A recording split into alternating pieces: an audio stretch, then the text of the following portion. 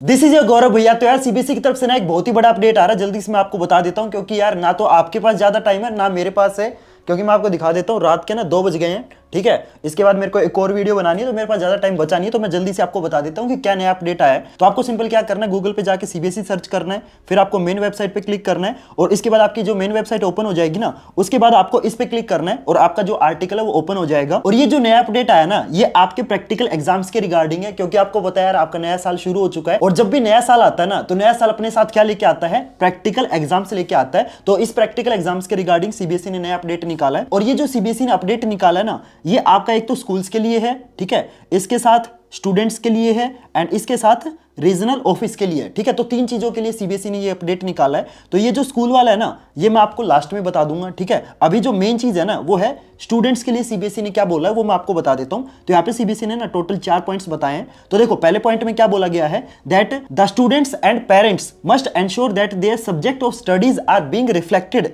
Correctly in the list of candidates submitted by the schools. इसमें CBSE क्या बोल रहा है कि जो स्टूडेंट्स हैं और जो स्टूडेंट्स के पेरेंट्स हैं ना, उनको क्या करना है, जो स्कूल ने सीबीएसई को जो लिस्ट भेजी है ना, जिसमें बच्चों का नाम, बच्चों के पेरेंट्स का नाम, मतलब जितनी भी आपकी डिटेल्स है, सब्जेक्ट की डिटेल्स, वो एक बार है ना बच्चों को और बच्चों के पेरेंट्स को दोबारा से एक बार चेक करनी है कि स्कूल ने जो डिटेल सीबीएसई को भेजी है ना, वो एक बार आप प्लीज चेक कर लो कि वो करेक्ट है कि नहीं है। क्योंकि देखो जो स्कूल्स ने डिटेल्स भेज दी ना सीबीएसई को, वही सेम डिटेल्स आपकी फाइनल मार्कशीट पे लिखी आएगी और आपकी फाइनल मार्कशीट पे अगर इतनी सी भी गलती है ना, तो ये मान लो उस गलती को ठीक करने में ना आपके इतने चक्कर कट जाएंगे कि आप समझ नहीं सकते।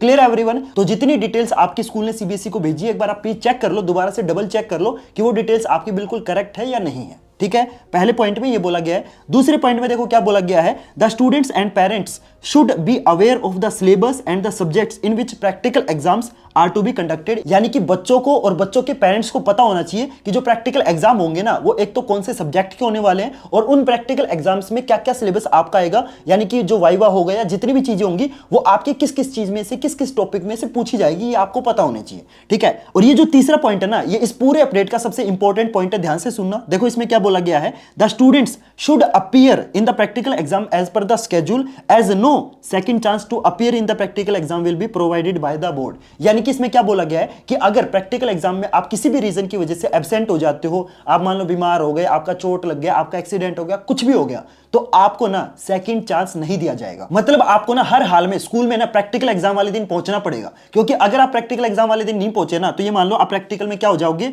फेल हो जाओगे। और आपको पता है प्रैक्टिकल एग्जाम में पास होना ना कंपलसरी है। अगर आप प्रैक्टिकल एग्जाम में फेल हो जाते हो ना और थ्योरी के अंदर मान लो आपके पूरे में से पूरे नंबर आ गए, तो भी आप फेल माने जाओगे। अब एक और इंपॉर्टेंट चीज मैं आपको बता देता हूं, बहुत सारे बच्चों को ये बात पता नहीं होगी, ध्यान से सुनना। अगर मान लो आप प्रैक्टिकल एग्जाम में फेल हो गए, ठीक है, और थ्योरी में मान लो आपके पूरे नंबर आ गए, तो ओवरऑल आप क्या माने जाओगे, फेल माने जाओगे। लेकिन जब आप दोबारा पेपर देने जाओगे ना, उस टाइम आपको ये दोनों पेपर दोबारा से देने पड़ेंगे। अगर आप सिर्फ और सिर्फ थ्योरी में फेल होते हो ना, तो आपको दोबारा जब पेपर दोगे तो सिर्फ थ्योरी का पेपर देना है। लेकिन जब आप प्रैक्टिकल एग्जाम में फेल हो जाते हो ना, तो आपको दोनों पेपर दोबारा देने पड़ेंगे। Clear everyone? समझ में आया? तो आपको क्या करना है, आपको ना किसी भी हाल में, मतलब किसी भी हाल में आपको ना प्रैक्टिकल एग्जाम वाले दिन है ना स्कूल के अंदर अवेलेबल होना पड़ेगा। और इसीलिए मैं आपको बोलूंगा कि यार अभी है ना, देखो आपको पता है ठंड का मौसम चल रहा है, मौसम वगैरह चेंज हो रहा है और बहुत सारे बच्चों की जो तबीयत है ना वो अभी खराब हो रही है। इसीलिए मैं आपको बोलूंगा कि प्लीज आप अभी ना अपनी तबीयत का मतलब ध्यान रखिए। इस टाइम बीमार होना आप अफोर्ड नहीं कर सकते। और अगर आप में से कोई बच्चा ऐसा जिसको सच में यार कोई जेन्युइन प्रॉब्लम है, मतलब वो स्कूल में नहीं जा सकता, कोई भी एक ऐसा रीजन, मान लो फॉर एग्जांपल आपको कोई मेडिकल इमरजेंसी है, तो उस केस में आप क्या कर सकते हो, उस केस में ना आप अपने स्कूल के जो प्रिंसिपल है ना, उसकी बात अपने पेरेंट्स से करवा दो। अगर आपको कोई जेन्युइन प्रॉब्लम है, जैसे कोई मेडिकल इमरजेंसी है, तो उस केस में आप क्या कर सकते हो, आप अपना जो मेडिकल का ऑफिशियल सर्टिफिकेट होता है ना, उसको अपने स्कूल के अंदर जमा करवा सकते हो। अगर आप कोई जेन्युइन सर्टिफिकेट अपने स्कूल में जमा करवा देते हो ना, तो उस केस में आपको प्रैक्टिकल एग्जाम देने के लिए स्कूल में नहीं जाना पड़ेगा। Clear everyone? होप करता हूं आपको ये सारे के सारे पॉइंट अच्छे से समझ आ गए होंगे। तो ये जितने भी पॉइंट्स थे ना, ये सारे के सारे स्टूडेंट्स के लिए थे। अब मैं आपको ना वो वाले पॉइंट बता देता हूं जो स्कूल्स के लिए, और इसमें से भी ना सिर्फ वही पॉइंट बताऊंगा जो बच्चों के लिए इंपॉर्टेंट है। तो यहाँ पे बस बेसिक बातें लिखी हुई है कि स्कूल्स को क्या करना है, जितने भी प्रैक्टिकल इक्विपमेंट है ना, जो भी आपके प्रैक्टिकल एग्जाम में यूज होंगे, वो सारे के सारे अच्छे से अरेंज करने हैं। बच्चों को क्या करना है, प्रैक्टिकल एग्जाम्स की जो डेट है ना, वो बिल्कुल टाइम के ऊपर बता देनी है। और यार मेरे को ना पहले तो जल्दी से कमेंट करके बताओ कि तुम्हारे स्कूल में ना जो प्रैक्टिकल एग्जाम है ना, वो आखिर कब से हो रहे हैं। जल्दी से मेरे को पहले तो कमेंट करके बताओ। और इसमें यार और कुछ इंपॉर्टेंट है, मैं देख लेता हूं। इसमें ना आपका एक ही पॉइंट इंपॉर्टेंट है, जो कि पॉइंट नंबर 8 है, यही मैं आपको बता देता हूं। तो इस पॉइंट में क्या लिखा हुआ है, इसमें ये लिखा हुआ है कि जो 10th क्लास के बच्चों का जो प्रैक्टिकल एग्जाम होगा ना, उसके अंदर जो एग्जामिनर होगा वो आपका इंटरनल एग्जामिनर होगा।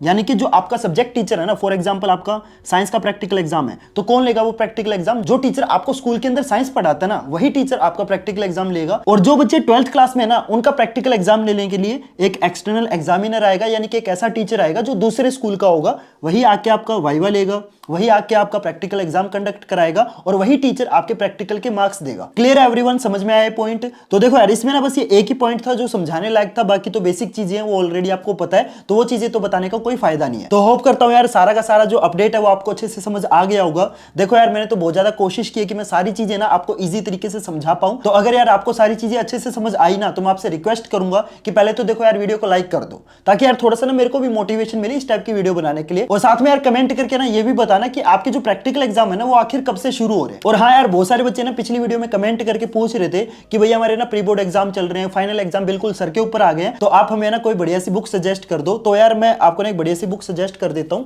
जो कि है एडुकार्ट की फाइनल रिवीजन वाली बुक। कोई पेड प्रमोशन नहीं है, मैं पहले बता देता हूं। आप जिस पब्लिकेशन की परचेज करना चाहो ना, उस पब्लिकेशन की परचेज कर सकते हो, कोई पेड प्रमोशन नहीं है, आपकी मर्जी है, आपके पैसे हैं, ठीक है? तो जो परचेज करना चाहो वो परचेज कर सकते हो। मेरे को जो बेटर लगी वो मैं आपको बता रहा हूं। इस बुक का फायदा क्या है मैं पहले वो बता देता हूं। तो एक तो इसके अंदर है ना आपको चैप्टर वाइज रिवीजन मैप मिल जाएंगे, ठीक है, जो कि ज्यादातर बुक में नहीं होते हैं। इसके अंदर आपको चैप्टर वाइज इंपॉर्टेंट क्वेश्चन मिल जाएंगे। फॉर एग्जांपल मान लो आपको ट्रिग्नोमेट्री वाला चैप्टर कर लिया आपने, ठीक है, और आपको ट्रिग्नोमेट्री वाले चैप्टर के इंपॉर्टेंट क्वेश्चन करने हैं, तो इस बुक के अंदर आपको chapter wise most important question आपको मिल जाएंगे। साथ में इसमें ना आपको सैंपल पेपर भी दे रखे हैं। और इस बुक के अंदर है ना सबसे बड़ी जो खास बात है इस बुक की, कि इस बुक के अंदर है ना आपको English, science, math and SST आपके 4 सब्जेक्ट के सैंपल पेपर अकेले इस बुक के अंदर दे रखे हैं। तो आपको ना अलग अलग सब्जेक्ट के लिए अलग अलग सैंपल पेपर खरीदने की कोई जरूरत नहीं है। आप अकेले ये बुक खरीद लोगे ना, तो आपका इंग्लिश, साइंस, मैथ और एसएसटी, ये जो आपके 4 मेन सब्जेक्ट है ना, उन सभी सब्जेक्ट का जो काम है ना अकेले ये बुक कर देगी। तो मैं आपको बोलूंगा यार जल्दी से जाओ इस बुक को परचेज करो और जल्दी से अपनी जो तैयारी है वो स्टार्ट कर दो, क्योंकि आपको भी पता है यार अभी है ना आपके पास बहुत कम टाइम बचा हुआ है। तो जल्दी से जाओ इस बुक को परचेज कर लो। इस बुक को परचेज करने का जो लिंक है ना वो आपको डिस्क्रिप्शन बॉक्स में मिल जाएगा। उस लिंक से अगर आप इस बुक को परचेज करोगे ना,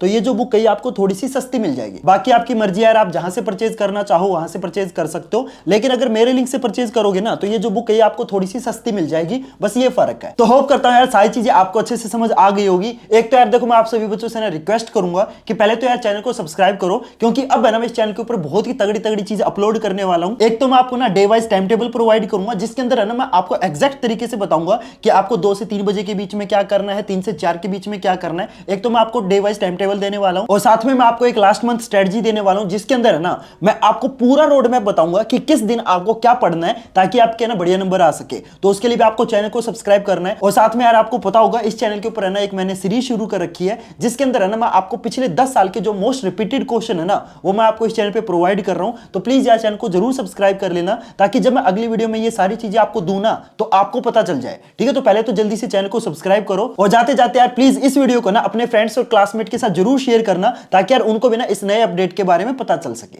ठीक है? तो चलो गाइस, मिलते हैं फिर अगली वीडियो में नए टॉपिक के साथ। तब तक के लिए goodbye and have a nice day.